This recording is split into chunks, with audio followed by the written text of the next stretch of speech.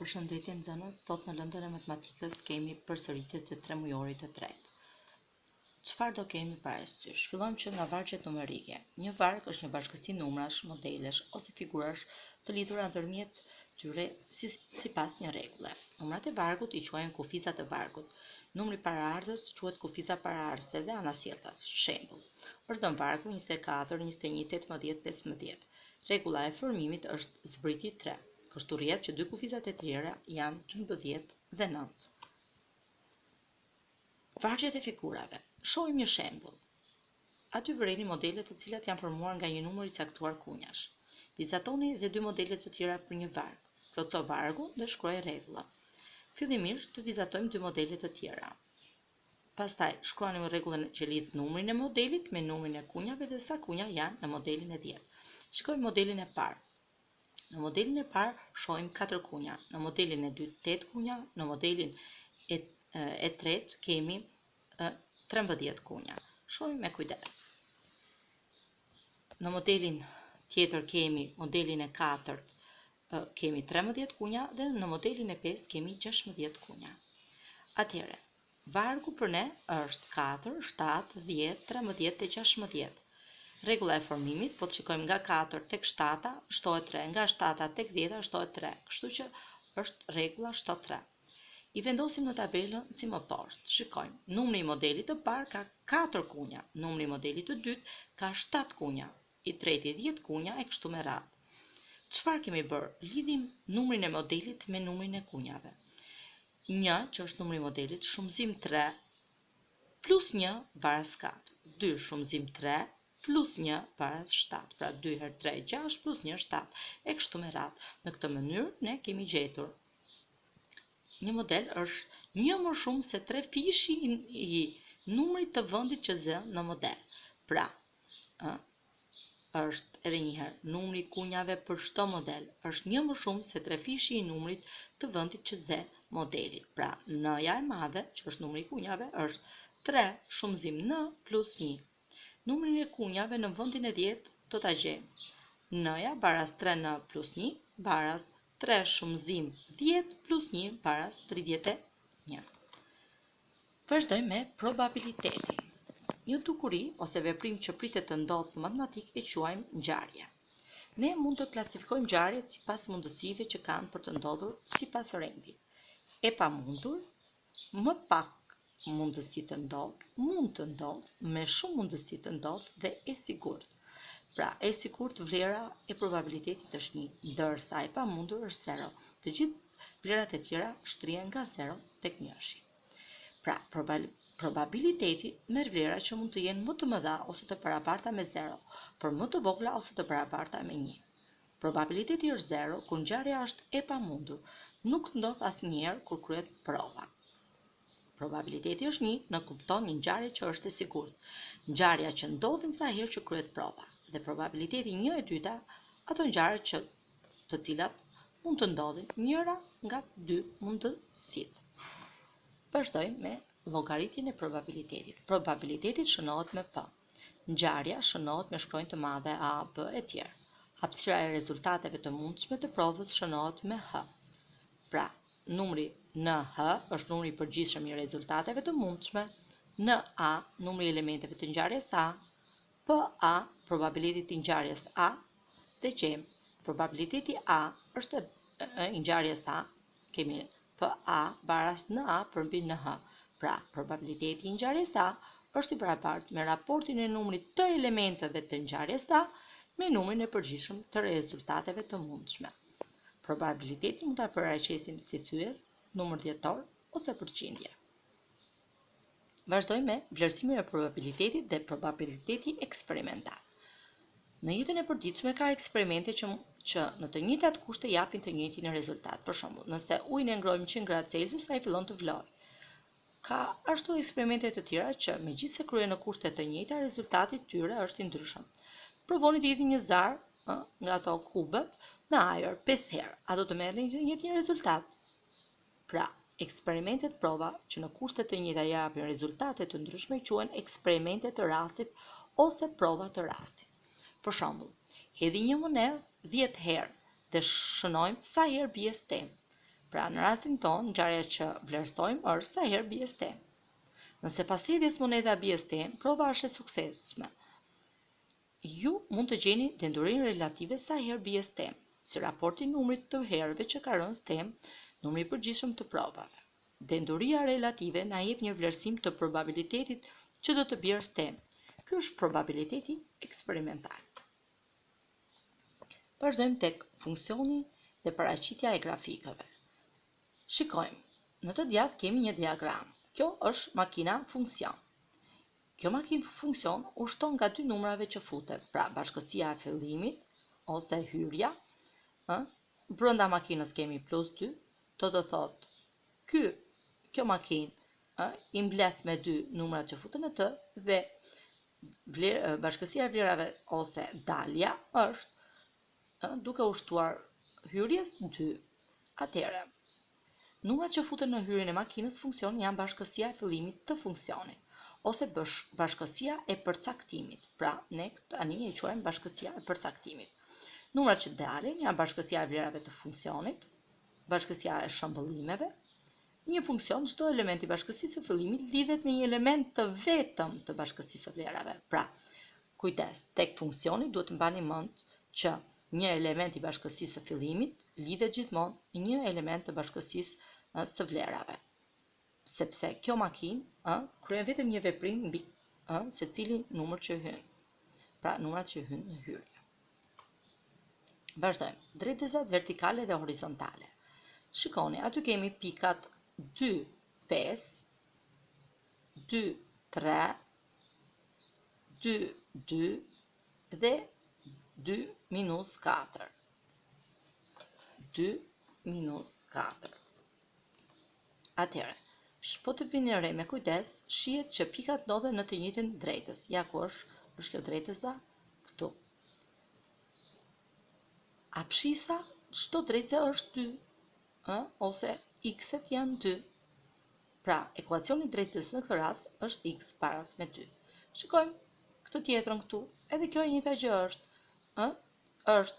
marrim një pikë, -4, 0, -4, 2, -4, 3, vazhdojmë poshtë, -4, -3, -4, -5, po të vini re edhe kjo drejtës, çfarë vëm, apshisa nuk ka ndryshuar, është gjithmonë -4, atëherë ekuacioni i kësaj drejtëse është x paras -4. Kështu ndodh dhe anasjellës, pra në boshtin e y-eve, qoftë se ordinata është gjithmonë e njëjta pikë, atëherë ajo do jetë një pikë paralele me boshtin e x-eve. Ndërsa ekuacioni i drejtës x baras me 2 është gjithmonë pra paralele me boshtin e ordinatave. Vazhdojmë me drejtësa vertikale dhe horizontale.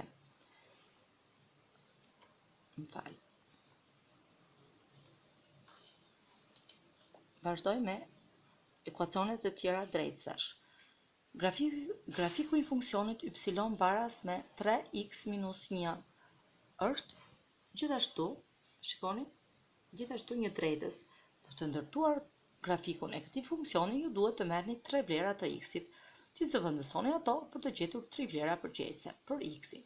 Nëse x-i baras 0, y-i është 3 shumëzim 0 minus 1. Pra, çfarë kemi bërë? Thjesht të x-in këtu e kemi zëvendësuar tek funksioni lart. Dhe ka dalë -1. Pastaj kur x ishte 1, 3 herë 1 minus 1 del 2, dhe kur x i 2, 3 shumëzim 2 minus 1 baras 5. Shkruajmë rezultatet të tabelës dhe gjejmë pikat në grafik. Pra, x i 0, y minus 1, x i 1, y 2, e kështu me radhë. Duke gjetur këto pika, ne kemi ndërtuar një drejtës, pra grafiku e drejtësës. Vazhdojmë me thyesat, numrat dhjetor dhe përqindja. Përdorimi i thyesave për të treguar pjesë të STR-s. Thyesat mund t'i përdorim për të treguar pjesë të STR-s. Kujtojmë që një thyes ka këto pjesë: emëruesi, numëruesi dhe vija e thyesës. Emëruesi na tregon se sa pjesë të barabartë është ndarë e tëra. Numëruesi, i cili tregon se sa pjesë kemi zgjedhur nga e tëra, dhe vija e thyesës që tregojnë veprimin e pjesëtimit. Përdorimi i përqindjes për të treguar pjesën e një sasie. Përqindja mund të përdoret për të treguar pjesën e një sasie një lloj si dhe thyesat. Mjafton ta mendoni përqindjen si thyes me emërues 100. Nëse një figurë është ndarë në 100 pjesë të barabarta, ju mjafton të numëroni pjesët e ngjyrosura për të shprehur pjesën e ngjyrosur në përqindje.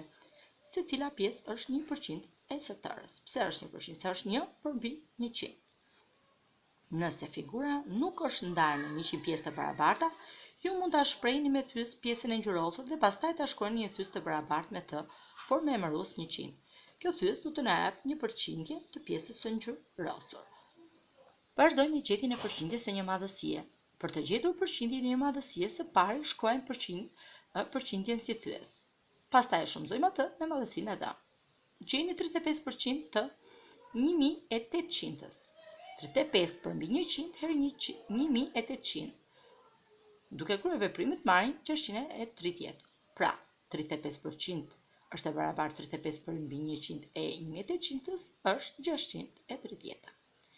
Gjetja e përqindjes për të krahasuar madhësi. Shpesh do të na duhet të krahasojmë sasi të caktuara, të cilat mund të jenë shprehur si përqindje të një madhësie ose të një pjese të një madhësie. Në të dyja rastet do të gjejmë përqindjen ose anasjelltas dhe do të krahasojmë. Vazhdojmë tek formulari i grumbullimit të dhënave. Mbledhja e të dhënave bëhet me një qëllim të caktuar. Të dhënat blidhen nga vëzhgimet, eksperimentet ose nga pyetësorët e ndryshëm. Pasi të kemi vendosur lidhur me çështjet që do të grumbulloni të dhëna, duhet të vendosin se si do t'i grumbulloni ato. Në një mënyrë është të përdorni formularin e grumbullimit të dhënave. Në formularin e grumbullimit të dhënave vendoset një tabelë ku shënohen të dhënat që do të mblidhin dhe rezultatet përkatëse. Mund të përdorni simbolin, është ky simboli këtë shenjë. Hartimi një pyetësori. Kur grumbulloni të dhënat nga një grup i caktuar njerëzish, është e rëndësishme të bëhet e njëjta pyetje. Një grup pyetjesh rreth një çështje të caktuar quhet pyetësor. Pyetjet mund të jenë të hapura ose të mbyllura. Pyetjet e hapura nuk kanë përgjigje të sugjeruar. Pra, secili mund të përgjigjet asaj sipas mënyrës së tij. Pyetjet e mbyllura janë alternative zgjedhje. Pyetjet e mbyllura janë më të përshtatshme për pyetësor, sepse është më e lehtë për t'i krahasuar. Pyetjet duhet të jenë të shkurtra, të thjeshta dhe të kuptueshme, të udhëhequra, të mos pyesin për informacione personale. Vazhdojmë tek raporti dhe përpjestimi. Shikoni figurën. Janë 2 tulla të kuqe dhe 4 tulla blu. Raporti i tullave të kuqe dhe atyre blu është 2:4. Lexojmë 2:4. Secila nga tullat e kuqe ka një tull blu. Në të dy anët e saj, ky raport mund të shkruhet si i thjeshtuar 1/2. Ose ne tham 2/4, e mendojmë si thyes, duke pjesëtuar dhe 204 me 2 në rastin ton, ato thjeshtohen duke na dhënë një raport të thjeshtuar. Vazhdoj. Ndaj një raport të dhënë. Juve mund t'ju duket si të ndani një sasi të caktuar sipas një raporti të dhënë. Joni dhe Teuta do të ndajnë 12 karamele në raportin 3/1. Pra, për çdo 3 karamele që merr Joni, Teuta merr 1 karamele. Së pari gjejmë se sa pjesë janë gjithsej. 3 + 1 = 4. Pra, gjithsej kemi 4 pjesë. Nga 12 karamele që janë gjithsej, pjesojmë për 4, 3. Pra, një pjesë i takon 3. Fëmijët i ndajnë karamelet në 4 pjesë dhe 3 copë secila. Kështu, Joni merr 9 karamele. Pse merr 9? Sepse Joni kishte raportin 3. 3 që doli për 1 herë 3, 9, ndërsa Teuta merr vetëm 3 karamele. Për të ndarë një sasi të caktuar sipas një raporti të caktuar, veprojmë si më poshtë. Në fillim, mbledhim, kë do mbledhim? Numrin e përgjithshëm të pjesëve. Pjestojmë. Çfarë do të pjestojmë? Për të gjetur sa i takon një pjese, do të pjestojmë të tërën me këtë numër shumën që gjetëm të pjesëve për të gjetur se sa i takon një pjese. Pastaj shumësojmë për të gjetur se sa i takon secilit. Pra, secilën pjesë të raportit për të gjetur se sa i takon secilit. Përpjestimi. Ndonjëherë raportet ndërmjet madhësive janë të barabarta dhe kur ndodh kështu, madhësitë formojnë një përpjestim. Përpjestimi i drejtë. Nëse dy madhësi kanë gjithmonë të njëjtin raport, themi se janë në përpjestim të drejtë.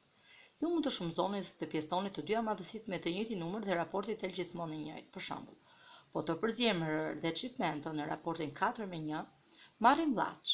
Sa rër duhet për 25 kg çimento? Përdorim shumëzimin. X-i, pra 4 shumëzim 25 baras 100. Pra të dyja madhësit janë shumëzuar me të njëjtin numër dhe raporti mbetet i njëjtë. Raporti 4 me 1 është i njëjtë me raportin 100/25. Pra, gjetëm këtë raport. Punë të mbarë, filloni me ushtrimet që do t'ju sjell më pas.